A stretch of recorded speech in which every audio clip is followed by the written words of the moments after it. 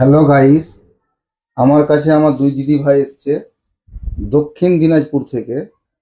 তো দিদি ভাইরা কিছু রেয়ার কয়েন নিয়ে এসছে। তো দিদি ভাইদের সঙ্গে দামে বনিবনা হয়েছে বলে আমাকে কয়েনগুলো দিতে ইচ্ছুক। তো দিদি ভাইয়েরকে মুখ থেকে আপনারা একটু শুনে নেন। দিদি ভাইরা একটু ফেস দেখাবে না, এই যে। তো দিদি ভাই, আপনি কোথা থেকে এসছেন? দক্ষিণ দিনাজপুর থেকে।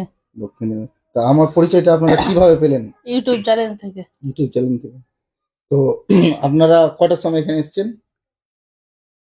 দুপুর 1টার সময়। একটার সময়।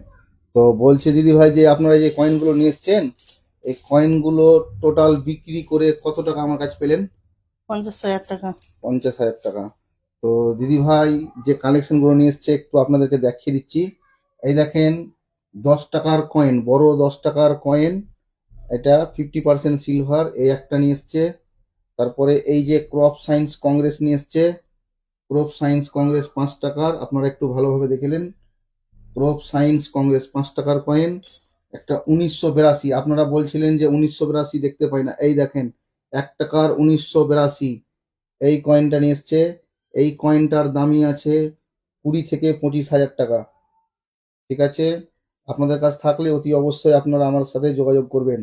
তারপরে নিয়ে এসছে কিছু রুপোর কয়েন, এই যে রুপোর কয়েনগুলো। তারপরে অনেক নোট নিয়ে এসছে, বিদেশি নোট নিয়ে এসছে, অনেক আরো কয়েন নিয়ে এসছে।